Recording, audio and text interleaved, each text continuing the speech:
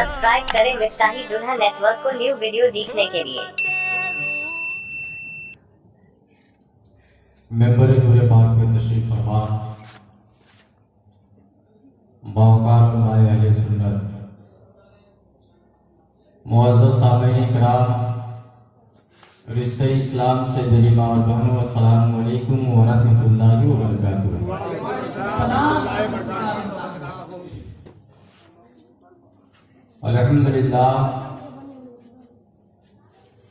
अल्हम्दुलिल्लाहि रब्बिल आलमीन वल आक़िबतु लिल मुत्तक़ीन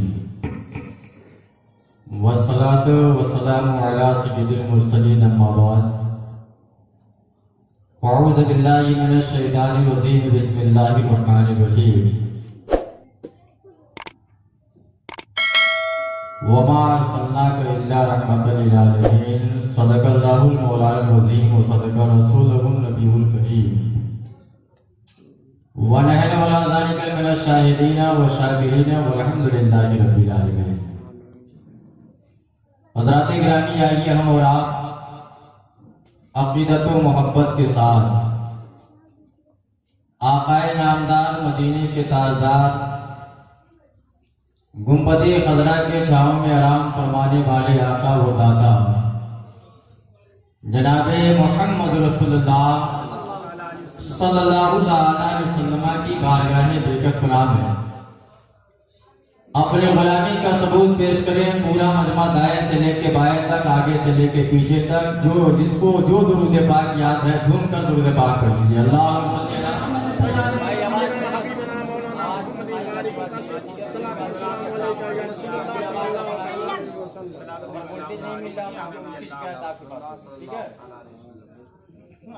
एक बार और दुरूद पाक पढ़िए। अल्लाहुम्मा सल्ली अला सय्यदना व शफीना मौलाना मुहम्मदिन बारिक वसल्लम सल्लल्लाहु अलैहि सलातन व सलाम अलैहि या रसूलुल्लाह सल्लल्लाहु तआला अलैहि वसल्लम। काबिल मुबारकबाद है आप तमामी हज़रात कि आप अपनी नींद की कुर्बानी दे रहे हैं।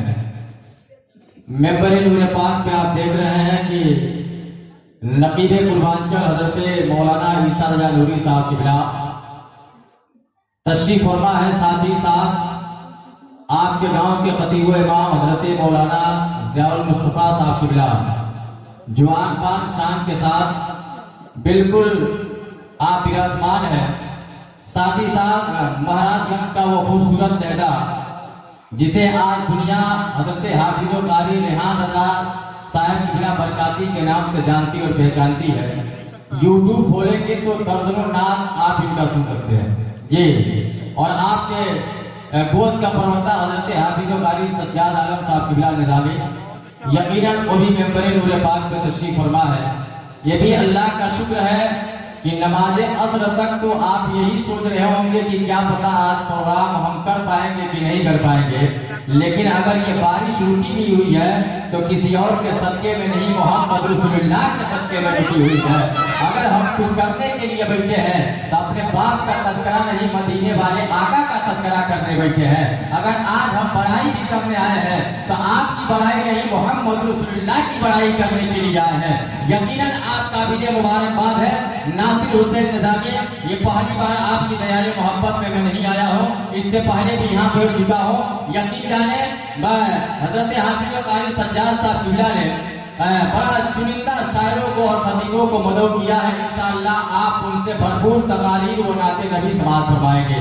खुसूसियत के साथ हजरत अल्लामा मौलाना कारी निसार अहमद साहब किबला अलीमी बहराइचवी जो आपके गांव में तशरीफ ला चुके हैं।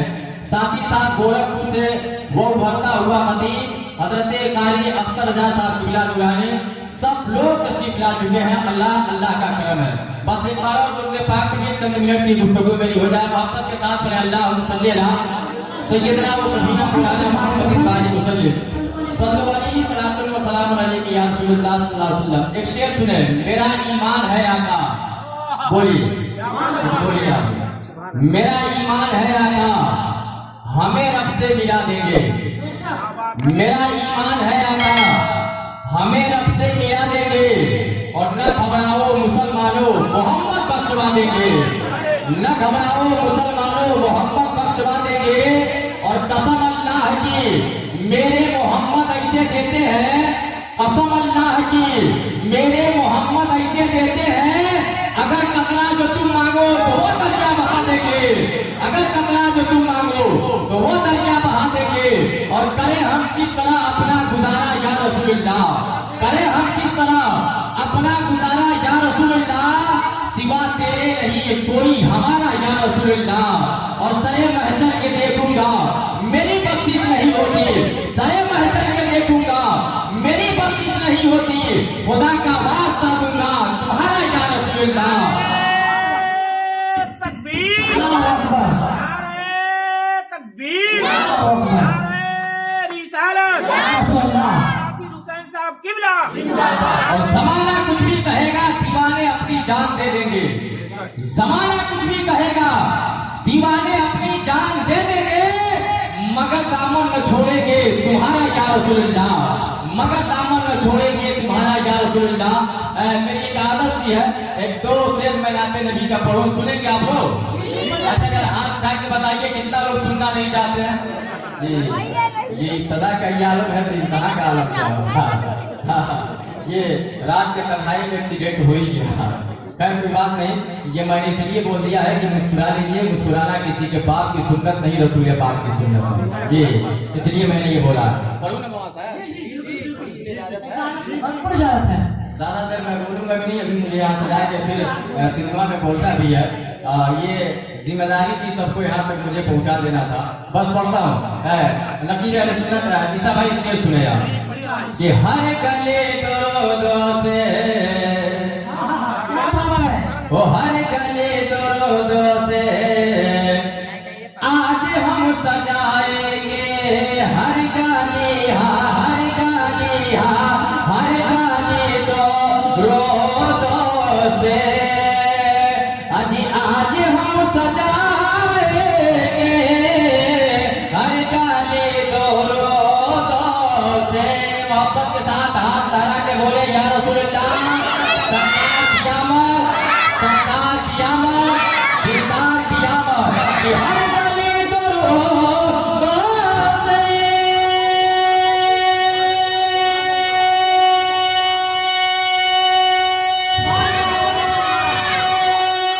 ओ हर गली दो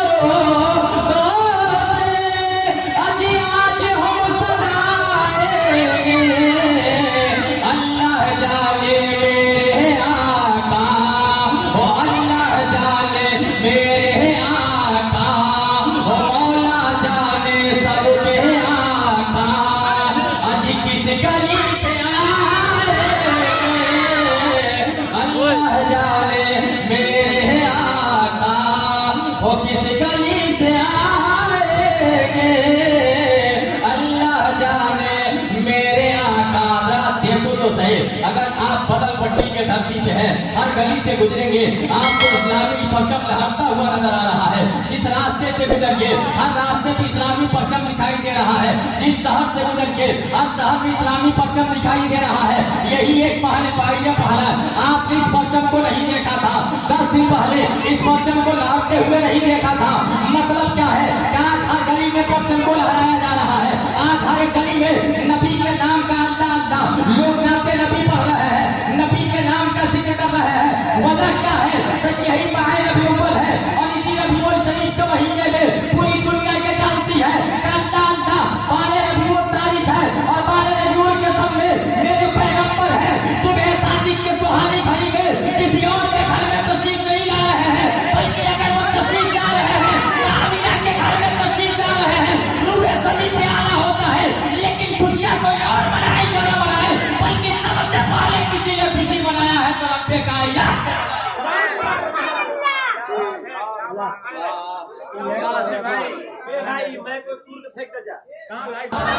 ऐसे नहीं हुसैनी रंग होके बोलिए, सरकार कियामत, सरकार कियामत। एक तो कुछ आप लोग भी डिस्टर्ब है, कुछ ये भी डिस्टर्ब कर रहे हैं, खैर कोई बात नहीं। एक शेर और उसका पीछे का पढ़ता हूँ। बदल पट्टी के लोग कैसे नहीं सुनते, जैसे आप खामोशी अख्तियार किए हुए। जब शेर ऐसा ही पढ़ने जा रहा हूँ, इंशाअल्लाह इनकलाब पैदा हो ही जाएगा। शेर सुने कि हाथ से नहीं होगे देख ले रस्ते में, हाथ से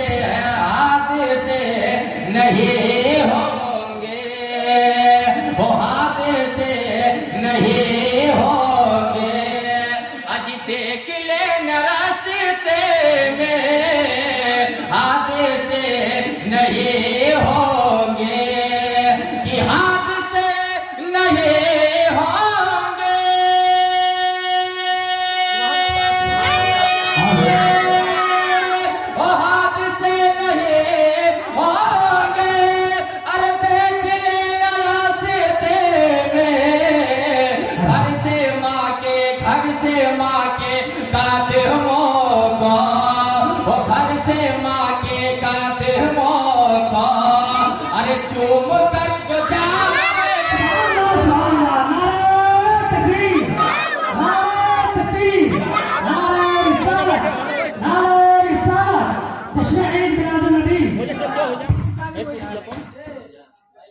बुरा मत मानिए। Hello hello hello hello check.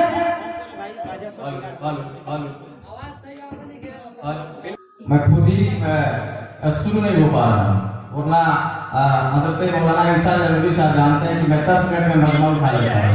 मैं खुद ही शुरू नहीं हो पा रहा हूँ, डिस्टर्ब हो जा रहा हूँ। जो नौजवान मुझे सुने होंगे उनको पता होगा। देखिए पता ना खम खम की आवाज आ रही है, गों गाय कर रहा है, या तो इसको हटा दो या वैसे ही बोल लिया जाएगा। और ये नहीं कि आज ही तक आपको सुनेंगे, जब तक आप जिंदा रहेंगे मैं दावे के साथ कहता हूँ मिफ्ताही दुनिया नेटवर्क पर सर्च कीजिएगा तो आज का प्रोग्राम आप सुन सकते हैं जी। हेलो हेलो, ऐसे ही मेरा वक्त खत्म हो जाएगा, मैं चला भी जाऊंगा। हेलो हेलो, हे हो मोरे आका, आप सपोर्ट कीजिए मेरा। हे हो मोरे आका, नजर कब होए अतः बलगर के सफर कब होए। हे हो मोरे आका, नजर कब होए अतः बलगर के सफर कब होए। और जब जब आवे लहज का मायेगा कोह के लदिल और तरपेला देना। और जब जब आवे लहज का मायेगा कोह के लदिल और तरपेला देना। कि रोजा के तोहरे रोजा के तोहरे दीदार कब होए अतः बलगर के सफर कब होए। रात ये माह रबीउल का महीना जब इंसान चाँद को देख लिया करता है, हर एक बंदे मोमिन के दिल में यही आए। एक चीज मैं बताऊं कि जब आप चाँद देख लिया करते हर गली और मोहल्ले में नारा यही लगाया जाता है कि सरकार की आमद का महीना है। दाता इस ऐसी महीने के अंदर तशरीफ लाए थे, मदीने के ताजदार इसी महीने के अंदर तशरीफ लाए थे। लेकिन अल्लाह देखो आज दुनिया के अंदर जब हम परेशान हाल होया करते हैं, जब हमारा मूड ऑफ हो जाया करता है, हम बीमारियों में लाहिक हो जाया करते हैं, तो आपका इंसान कहीं और नहीं जाता है। जब उसका दिमाग खराब होता है तो आपने देखा होगा वो तफरीह करने के लिए बागों में जाया करता है। आपने देखा होगा ताजमहल देखने के लिए जाया करता है। आपने देखा होगा कुतुब मीनार देखने के लिए जाता है। लेकिन आओ आशिक मुस्तफा से पूछ लिया जाए, सहाबा की जिंदगी से पूछ लिया जाए, सहाबिये कलाम से पूछ लिया जाए, ऐ मेरे सहाबा यार आए नबी के सहाबा वफादार सहाबा, जरा ये तो बता दीजिए जब आपकी तबीयत खराब हो जाया करती थी तो आप किसके दरबार में जाते थे? तो जवाब ये मिला करता था कि दुनिया के लोग हुआ करते हैं तो अपनी तबीयत को बहलाने के लिए अल्लाह अल्लाह वो बागों के अंदर जाया करते हैं। लेकिन मुस्तफा के दीवाने की जब तबीयत खराब हुआ करती है, यकीन बढ़ाने का मौका मिलता है तो वह किसी और की बारगाह में नहीं मोहम्मद रसूलुल्लाह की बारगाह में जाया करते हैं। और जाने के बाद चेहरा किसी और का नहीं बल्कि देखा करते हैं तो मोहम्मद रसूलुल्लाह का चेहरा देख लिया करते हैं। यही तो वजह है मेरे आका दुनिया के अंदर तशरीफ ला रहे हैं और खुशी दुनिया के अंदर मचे या न मचे हमसे बड़ी पे खुशियां मनाए। अल्लाह रब्बुल इज्जत दे। बस एक चीज सुने कि मेरे मुस्तफा दुनिया के अंदर आने वाले हैं, रात की तारीकी है और उस रात की तारीकी में अल्लाह अल्लाह हजरत आमिना ने हजरत सूफिया को बुलाया और बुलाने के बाद कहा अनकरीब है कि मेरा बेटा मेरा बच्चा दुनिया के अंदर आने वाला है, जाओ आप दाई का इंतजाम करो। रात पूरी दुनिया ये जानती है कि जब भी कोई औरत बच्चा जनती है तो उसके साथ औरतों का झमेला हुआ करता है, चंद औरतें उसके करीब जाया करती है, मर्द तो जा नहीं सकता है। वह मेरे मुस्तफा की जिंदगी है, कुर्बान जाइए। अभी आने वाले हैं हजरत सूफिया जब मक्के के गलियों में जाती है, दाइयों को आवाज देती है, हर एक दाई यही आवाज लगाती है हम उनके दरवाजे पे क्यों जाए, इसलिए कि जिसके सर से जिसके बाप का साया हो चुका हो हम उसके दरवाजे पे क्यों जाए, इसलिए कि वहां से कुछ मिलने वाला नहीं है, वहां से कोई इनाम कराम नहीं मिलने वाला है। कुर्बान जाओ जब ये बातें हजरत सूफिया सुनती हैं, सुनने के बाद आती हैं और आने के बाद हजरत आमिना पूछ पड़ती है, ये बताओ किसी दाई को लेके आई हो कि नहीं आई हो? हजरत सूफिया जवाब देती है कि कोई भी दाई आने के लिए तैयार नहीं है, इसलिए नहीं तैयार है। उनका कहना यह है कि जो बेटा या बेटी दुनिया के अंदर जन्म लेना चाहते हैं, अल्लाह अल्लाह उसके सर से उसके बाप का साया उठ चुका है, कोई इनाम नहीं मिलेगा। इनाम न मिलने की वजह से कोई आने के लिए तैयार नहीं है। फरिश्ते हैं अपनी बारगाह में अर्ज़ करते हैं, ऐ बारे इलाहा, जरा ये तो बता दो दुनिया में आज कौन जा रहा है? मक्के के धरती पे कौन आ रहा है? तो रब ने इरशाद फरमाया था, आमिना के घर में कोई और नहीं जा रहा है, बल्कि मेरा महबूब जा रहा है, मेरा महबूब जा रहा है। तब फरिश्तों ने कहा था, ऐ परवरदिगार आलम, जब तेरा महबूब जा रहा था, ये बताओ दाइया क्यों इनकार कर रही है? रब ने कहा था कि सुन लो, दाइयों का क्या मजाल है कोई इनकार कर दे। अल्लाह अल्लाह, उनको रोकने का काम किसी और ने नहीं किया है, बल्कि मैं रब पे कायनात से किया। परवरदिगार आलम फरमाता है कि मैंने उनको रोक दिया। फरिश्तों ने कहा, परवरदिगार आलम ये क्या माजरा है? कहा कि जो रोकने का मकसद ये है कि जब मेरा महबूब दुनिया के अंदर जा रहा है तो नापाक होके नहीं बल्कि पाक होके जा रहा है, और जिस माँ के तन से पैदा हो रहा है वो माँ भी पाक है, मेरा महबूब भी पाक है। और जितनी दाइयाँ जाने वाली है मक्का की गलियों से या मक्का के धरती से, वो सब के सब नापाक है। कहा क्या परवरदिगार आलम, तो कोई ना कोई इंतजाम तो करना ही पड़ेगा। आओ देखो तो सही, रब ने हजरत जिब्रील को आवाज दिया था, ऐ जिब्रील कहाँ हो? हजरत जिब्रील आवाज देते हैं कि परवरदिगार आलम, मैं कहीं और नहीं सिदरतुल मुंतहा पे हो। रब ने कहा था सिदरतुल मुंतहा पे रहने की जरूरत नहीं है। कहा परवरदिगार आलम क्या करो? अल्लाह अल्लाह कुर्बान जाइए। रब ने कहा था रुके जमीन पे चले जाओ, और जाने के बाद किसी और के कब्र पे नहीं जाना है। अगर जाना है तो अल्लाह अल्लाह मरियम के कब्र पे चले जाओ, जाना ही है तो हव्वा रज़ियल्लाहु तआला अन्हा के कब्र पे चले जाओ, हजरत आसिया के कब्र पे चले जाओ, हजरत हाजरा के कब्र पे चले जाओ। कहा क्या परवरदिगार आलम जाके क्या करूंगा? तो अल्लाह रब्बुल इज्जत ने हजरत जिब्रील से कहा था कि जाके उन्हें जगह देना और कहना कि चलो आज तुझे किसी और के आगे में नहीं बल्कि आमिना के आगे में तशरीफ लेके जाना, किसी और के आगे में नहीं आमिना के आगे में जाना। कहा परवरदिगार आलम उनको गए हुए दुनिया से तो एक जमाना गुजर गया, एक जमाना गुजर गया, हम कैसे पहचानेंगे कि वो लोग कहाँ दफन की गई है? रब ने निशान बता दिया और बताने के बाद कहा कि फला फला जगहों पे चले जाओ। अल्लाह अल्लाह हजरत जिब्रील ने कहा था, कहे परवरदिगार आलम वो तो दुनिया छोड़ के चली जा चुकी है, वो दुनिया छोड़ के चली गई है, एक जमाना गुजर गया है, आखिर वो बेदार कैसे होंगे? तो अल्लाह ने कहा था तवज्जो की आवाज लगाना तेरा काम है और जिक्र करना मेरा काम है, आवाज देना तेरा काम है। अल्लाह अल्लाह हजरत जिब्रील आमी है, सबसे पहले हजरत हव्वा रज़ियल्लाहु तआला अन्हा के कब्र पे आते हैं और आने के बाद कहा था आप आराम की नींद से सो रही हो, बेदार हो जाओ, इसलिए कि आप किसी और के घर में नहीं, अगर जाना है तो मोहम्मद रसूलुल्लाह के घर में जाना है, जाना है तो अब्दुल्लाह के घर में जाना है, कुर्बान जाएंगे। हजरत दाऊद की हव्वा रज़ियल्लाहु तआला अन्हा खड़ी हो जाती है और खड़ी होने के बाद अल्लाह अल्लाह एक के बाद दूसरे सबके कब्रों पे हजरत जिब्रील चलते जा रहे हैं और सब खड़े होते जा रहे हैं। जब खड़ी हो जाती है अल्लाह अल्लाह आगे आगे हजरत जिब्रील चल रहा है, पीछे पीछे ये लोग चल रही है। कुर्बान जाओ, रब ने कहा था जिब्रील ठाड़ जाओ, सिर्फ इन्हीं को लेके जाने की जरूरत नहीं है। कहा आप किसको लेके चलो? अल्लाहू अकबर। तब रब ने कहा था कि जन्नत के हूरों को ले लो। पूछा गया किस काम करके? तो रब ने कहा था ये जाएंगी तो अल्लाह अल्लाह आमिना के खिदमत में लग जाएंगी और हूरे जो जाएंगे कुछ और नहीं बल्कि नबी पाक के सामने नाते वो जी नबी के शान में नाते मुकद्दसा पढ़ती हुई जाएगी। अब आगे पढ़ रहे हैं, पढ़ने के बाद रब ने हजरत जिब्रील से कहा जिब्रील ठहर जाओ, कुछ आसमानी फरिश्तों को भी लेते जाओ, सुभान अल्लाह, कुछ आसमानी फरिश्तों को लेते जाओ। कहा परवरदिगार आलम ये क्या करेंगे? कहा कि सुन मेरा महबूब दुनिया के अंदर जा रहा है और मेरा महबूब जा रहा है तो आज जुलूस किसी और के साथ नहीं निकाला जाएगा बल्कि नबी पाक सल्लल्लाहु के शान में। अल्लाह फरमाता है मेरे महबूब के शान में अगर जुलूस मोहम्मदी का कोई इनेकार करेगा तो ये फरिश्तों की जमात होगी। जरा देख के निकल जाए, अगर हम जुलूस मोहम्मदी का इनेकार किया करते हैं रबीउल के महीने में पैदाइश के मौके से अगर हम जुलूस निकाला करते हैं तो कुर्बान जाओ के किसी और की सुन्नत नहीं बल्कि फरिश्तों की सुन्नत द्वारा किया जाता है। यकीन जान लो नबी के पैदाइश के खुशी में रब ने जिन फरिश्तों को हुक्म दिया था जुलूस निकालने के लिए, अल्लाह अल्लाह वो तो नूरी है, हम खाकी है, हमारे किस्मत पे नाज होना चाहिए।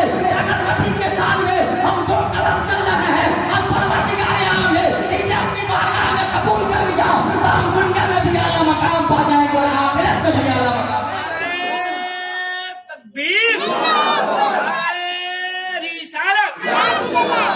बस एक बात और सुन लीजिए, पैदाइश के मौके से और जो उससे मोहम्मदी, आज एक चीज देखें कि अभी भी बहुत सारे घर ऐसे होंगे जिन घरों पे इस्लामी परचम नहीं दिखाई दे रहा।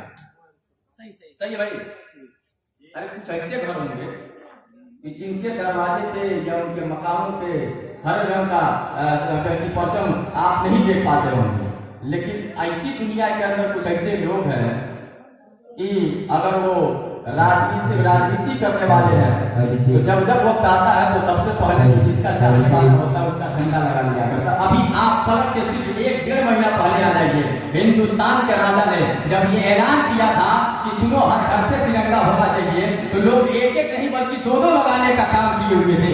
ये दुनिया के लोग हैं जिनके बातों पर हम इस तरीके से अमल कर रहे हैं और ये सबूत दे रहे हैं कि हम हिंदुस्तानी है।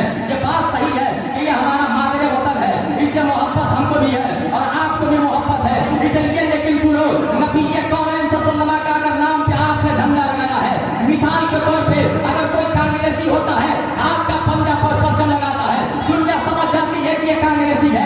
कोई सफाई होता है साइकिल का झंडा लगा लेता है, दुनिया समझ जाती है कि सफाई है। कोई बसपाई होता है हाथी का झंडा लगा लेता है, दुनिया समझ जाती है कि हाथी वाला है। कोई फूल वाला होता है, दुनिया ये समझ जाती है कि बीजेपी वाला है। लेकिन मुसलमानों, जिस गली और चौराहे पे चले जाओगे, जिस घर के दरवाजे पे चले जाओगे, उस दरवाजे पे अगर ये सब रंग का परचम दिखाई दे रहा होगा तो दुनिया देख लेगी और देख के कहने पे मजबूर हो जाएगी कि ये किसी और का घर नहीं है, ये किसी और का घर नहीं है, ये किसी और का चाहने वाला नहीं है, बल्कि अगर ये चाहने वाला है तो मोहम्मद रसूलुल्लाह का चाहने वाला है।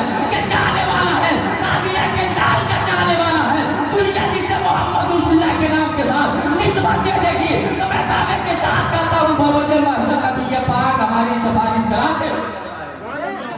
लेकिन हम ये यही सोचते डरते हैं कि दुनिया समझ जाएगी, दुनिया जान जाएगी, दुनिया के नजरों में करने की जरूरत नहीं है। इसलिए बस एक आप मेरी आखिरी बात समाप्त कर दीजिए कि हम तो इंसान हैं। हम क्या हैं बोलिए? हम इंसान हैं। लेकिन आपने सुना हो कि इंसान तो इंसान है। अभी नबी कौनैन सल्लल्लाहु अपने माँ के सिक्के मुबारका में है, हजरत आमिना इरशाद फरमाती हैं कि आप जिस गलियों से गुजरा करती थी, अगर पत्थर उनके पैरों के नीचे आ जाता और उस पर आप जब पैर रख दिया करती थी तो पत्थर मोम बन जाया करता था, वो पत्थर जो है बिल्कुल नरम हो जाया करता था। हजरत आमिना ने उस पत्थर से पूछा था कि बता क्यों इतना नरम हो रहा है, तो जवाब अपनी जबान में वो दे रहा था कि तुम नबी कौनैन की माँ बनने वाली हो, तुम्हारे गोद में रहमतुल लिल आलमीन आने वाले हैं, जिनके सदके में खुदा ने मुझे पैदा किया है, जिनके सदके में खुदा ने पूरी कायनात को बनाया हुआ है। और एक बात सुनो, हजरत आकाशा रज़ियल्लाहु ताला अन्हा का वो जिंदगी देख लो, क्या मुसलमानों हम नबी से किस तरीके से मोहब्बत करते हैं और सहाबा नबी से किस तरीके से मोहब्बत किया करते थे। एक वक्त है नबी कौनैन है, 63वां साल है, अनकरीब नबी कौनैन आप दुनिया छोड़ने वाले हैं। ऐसे ही पूरे सहाबा को पैगंबर ने बुलाया था और बुलाने के बाद कहा था अगर किसी का कोई कर्जा मेरे ऊपर हो तो वो ले सकता है। अल्लाह कुर्बान जाए, नबी साहब फरमाते हैं अनकरीब मैं दुनिया छोड़ने वाला हूँ, मेरे मिल्लत के नौजवानों सहाबा है सावन भादों की तरह रोने लगते हैं, सहाबा की आंखें बरसने लगती है। जब नबी ने कहा था मैं दुनिया छोड़ने वाला हूँ, सहाबा साहब के कलाम रो रहे हैं, दारो कतार रो रहे हैं, किसी की हिम्मत नहीं हो रही है कि खड़ा हो जाए। लेकिन एक आशिक रसूल जिसका नाम हज़रत आकाशा है वो खड़े हो जाते हैं और खड़ा होकर करते हैं कि या रसूलल्लाह आपके ऊपर मेरा एक कर्जा है। कहा कौन सा कर्जा है? जवाब वो देते हैं कि या रसूलल्लाह याद कीजिए एक जंग के मौके पे आपने मेरे पुश्ते मुबारक पे गोला लगाया था, या रसूलल्लाह आज उसी का बदला आपका गुलाम लेना चाहता है। आज उसी का बदला आपका गुलाम लेना चाहता है। गौर से सुनिए, उसी का बदला लेना चाहता है। अच्छा जरा एक चीज बताइए कि जो सहाबी रसूल नबी जब वजू फरमाया करते थे तो पानी के कतरे को जमीन पे गिरना बर्दाश्त नहीं कर सकते हैं, तो क्या वो वफादार सहाबी नबी के पुश्ते मुबारक पे गोला लगाएंगे? तो आप कहेंगे कि नहीं, आप कहेंगे नहीं। नबी कौनैन उस वजू के पानी को जब अपने मुंह पर आप लेते थे तो सहाबा जो हाथ को नीचे कर लिया करते थे, पानी को नीचे नहीं गिरने दिया करते थे। लेकिन अल्लाह जब नबी कौनैन ने कहा था अल्लाह मेरे पैगंबर ने हजरत सलमान फारसी को आवाज दिया था, ऐ सलमान फारसी घर पे चले जाओ, जो कोड़ा कभी कभी मैं इस्तेमाल किया करता था, मेरी बेटी से मांग लो। हजरत सलमान फारसी जब पहुंचते हैं, हजरत फातिमा को आवाज देते हैं, फातिमा दरवाजे पे आती है, अब करती है बताओ कैसे आना होता है। अल्लाह अल्लाह, सलमान फारसी ने कहा था आज वो कोड़ा दे दिया जाए जिस कोड़े को मेरे मुस्तफा कभी कभी इस्तेमाल किया करते थे। हजरत फातिमा करती है कि अब कौन सी जरूरत आ गई है। जवाब ये देता है कि जरूरत आज मुस्तफा की नहीं है, बल्कि जरूरत है तो नबी के वफादार की जरूरत आ गई है। आज ये कोड़ा गिरेगा तो किसी और के पुष्ट पे नहीं, बल्कि मुस्तफा के पुष्ट पे गिरेगा। आओ देखो तो सही, कैसे ही सलमान फारसी लेके आते हैं, और लेके आने के बाद अल्लाह अल्लाह नबी ने करीब है, नबी ने उस कोड़े को अल्लाह हजरत आकाशा के हाथ में दिया और कहा कि आकाशा के कोड़ा ले लो, तुम अपना बदला ले लो, ये कोड़ा ले लो और तुम अपना कर्ज अदा कर लो। कुर्बान जाओ, हजरत आकाशा हाथ में कोड़ा लिए हुए है। ऐ मुसलमानों, साहब के रसूल की जुर्म है, सहाबा रो रहे हैं, सावन भागों की तरह रो रहे हैं। कैसे ही कोड़ा हजरत आकाशा ने अपने हाथ में लिया है। हजरत उमर आगे आते हैं, अब करते हैं आकाशा एक कोड़े के बदले में 100 कोड़ा मारना है तो तुम मेरे पीठ पे गिरा लो। अबू बकर सिद्दीक आते हैं, कहते हैं 200 कोड़ा मेरे ऊपर गिरा लो, 300 कोड़ा मेरे ऊपर गिरा लो, नबी के कौलेन के पुष्ट मुबारक पे मत गिराओ। हजरत आकाशा ने कहा था बदला आपसे नहीं है, बल्कि बदला है तो मोहम्मद रसूलुल्लाह से है, बदला है तो नबियों के साथ से है। मेरे मुस्तफा ने कहा था ऐ साहबा हट जाओ, आज अगर के बदला मुझसे लेना चाहता है तो मोहम्मद रसूलुल्लाह देने के लिए भी तैयार है। मोहम्मद रसूलुल्लाह देने के लिए भी तैयार है। कुर्बान जाओ। अब हजरत आकाशा ने कहा था कि या रसूलुल्लाह याद कीजिए कि जब आपने कोड़ा बरसाया था तो मेरे पुष्ट पे कोई कपड़ा नहीं था, बिल्कुल मेरा पुष्ट जो है कि नंगा था। गोया इशारा ये था कि या रसूलुल्लाह आप भी अपने कपड़े को उतार दीजिए, आप भी अपने कपड़े को उतार दीजिए। यकीनन मेरे मुस्तफा ने जैसे ही कपड़े को उतारा, हजरत आकाशा हाथ में आप कोड़ा लेके आगे बढ़ रहे हैं। सहाबा देख रहे हैं, मुसलमानों जरा देखो तो सही, अल्लाह अल्लाह, सहाबा देख रहे हैं और देखने के साथ क्या देख रहे हैं कि हजरत आकाशा हाथ को ऊपर किए हुए हैं, एक कदम आगे बढ़ रहे हैं, नबी के कौलेन की पुष्ट मुबारक को देख रहे हैं, 2 कदम आगे बढ़ रहे हैं, नबी के पुष्ट मुबारक को देख रहे हैं, 3 कदम आगे बढ़ रहे हैं। सहाबा कांप रहे हैं और दिन ही दिन में कह रहे हैं कि आकाशा ये क्या करने जा रहे हो, आकाशा ये क्या करने जा रहे हो।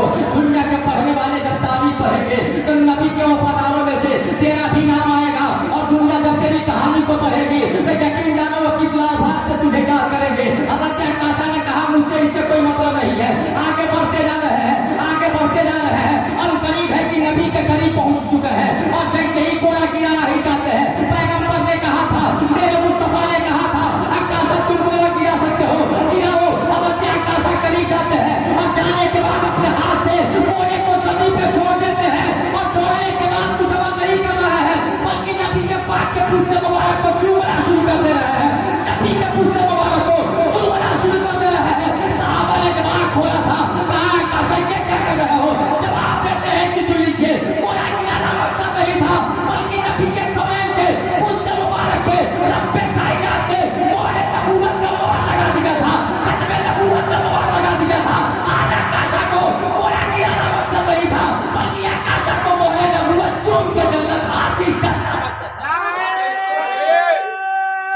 तकबीर, नारे तकबीर, नारे रिसालत, अल्लामा नासिर हुसैन साहब किबला, नारे तकबीर।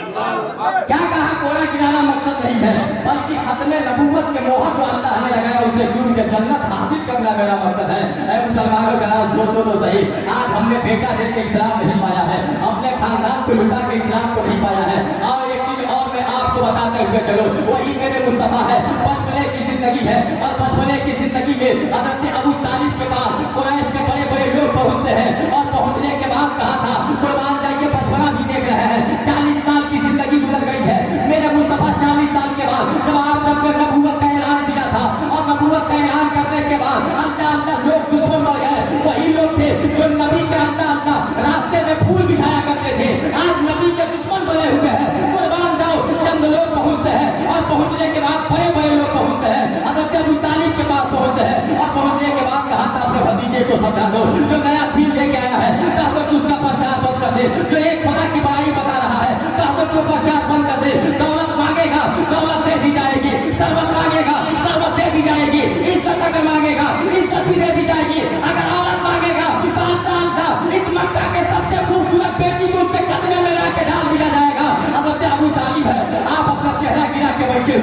मेरे मुस्तफा का गुजर होता है और गुजर होने के बाद जैसे ही चचा के चेहरे को आपने देखा है, देखने के बाद आप करते हैं कि चचा आखिर इतना उदास क्यों है? कहा कि बेटा उदास होने का मतलब क्या है कि आज तक किसी की हिम्मत नहीं हुई थी कि मेरे खानदान के ऊपर उंगली उठा दे, लेकिन आज चंद लोग आए थे और आने के बाद उन्होंने क्या कहा है कि अपने भतीजे से कह दो वो नया दीन जो लेके आया है उसकी पहचान को बंद कर दे, एक खुदा की पूजा कराना बंद कर दे।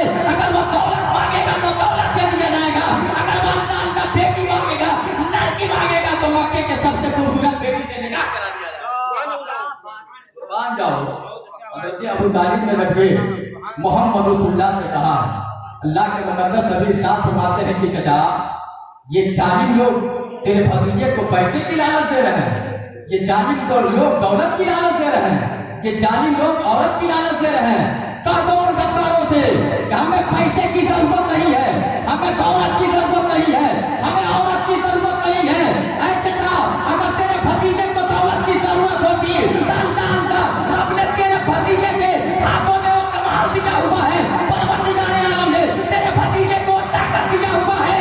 अगर तेरा भतीजा अपने उंगली का इशारा कर दे तो डूबा हुआ सूरज पलट क्या जाता है, अगर तेरा भतीजा अपने उंगली का इशारा कर दे तो चार तो टुकड़े में बढ़ जाता है। अल्लाह के मुकद्दस नबी ने कहा था कि तेरे भतीजे को दुनिया दौलत से नहीं खरीद सकती है, अगर खरीदना ही चाहती है तो दिल की दौलत से खरीद सकती है। अगर वो सच्चे दिल से आ जाएंगे तो मुस्तफा उनके लिए जान दे। लेकिन हम और आप हमारी और आपकी जो जिंदगी है, क्या कभी आपने और हमने ये सोचा कि यार हमारी जिंदगी किस तरीके से गुजर रही है? नबी पाक सल्लल्लाहु अलैहि वसल्लम के ऊपर ये इंसान दुरूद तक नहीं पढ़ के पाता है। वह मेरे मुस्तफा जो रात भर रोते रहे अपने उम्मती के लिए, वह मेरे मुस्तफा जो गाने शोर में अगर किसी को याद किया है तो अपने गुनहगार उम्मती को याद किया है। वह मेरे मुस्तफा जब पैदा हो रहे हैं तो याद किसी और को नहीं बल्कि अपने गुनहगार उम्मती को कर रहे हैं। आपके घर में भी बेटा पैदा होता है, मेरे भी घर में बेटा पैदा होता है, लेकिन किसी के बेटा अपने बाप को नहीं याद कर पाता, वो कहाँ के आवाजें लगाया करता। हम तो उस नबी के मानने वाले हैं, उस नबी के कौरैन के मानने वाले हैं कि जो नबी दुनिया के अंदर तशरीफ ला रहे हैं तो रब्बे अपनी उम्मती की सलाह बुलंद कर रहे हैं। वो मेरे मुस्तफा है, जहाँ जहाँ पहुँच रहे हैं वहाँ वहाँ अपने गुनहगार उम्मती को याद कर रहे हैं। वो ये देख लीजिए कि पुलसरात के रास्ते पे जब यही गुनहगार उम्मती गुजर रही होगी, मेरे मुस्तफा फरमाते हैं एक दीवाना मेरा होगा जिसका नाम ईसा रजा नूरी होगा, दूसरा दीवाना होगा जिसका नाम सज्जाद निजामी होगा, तीसरा दीवाना होगा जिसका नाम जाउल मुस्तफा होगा। अल्लाह का पुलसरात के रास्ते से गुजर रहा होगा, वो लड़खड़ा रहा होगा और लड़खड़ाने के बाद मेरे मुस्तफा इरशाद फरमाते हैं कि मैं कुछ अमल नहीं करूंगा बल्कि अपने उस उम्मती के पुष्ट में हाथ को रखूंगा और रखने के बाद उसे पुलसरात के रास्ते को पार कराऊंगा। मैं आलिम तसव्वुर में मौलाना ईसा रजा नूरी से पूछा था कि आप ये बताइए हाथ लगाने का मतलब क्या है? तो जवाब ये मिला था कि जिस चीज से मेरे मुस्तफा का हाथ लगाया करता है दुनिया के अंदर, अगर कभी जिस पे हाथ लगा दे तो दुनिया की आग नहीं जला सकती है। महशर के मैदान में जिस उम्मती के ऊपर मेरे मुस्तफा हाथ लगा देंगे तो जहन्नम की आग नहीं जला सकती। वो इशारा ये था कि हाथ लगाना तो बहाना है, जन्नत दिलाना ही ठिकाना। हाथ लगाना बहाना है, जन्नत दिलाना ही ठिकाना है। ऐ मुसलमानों के माह रबीउल शरीफ का महीना है और वक्त मेरे पास नहीं है क्योंकि मुझे फिर अभी जाके जगह बोलना भी है।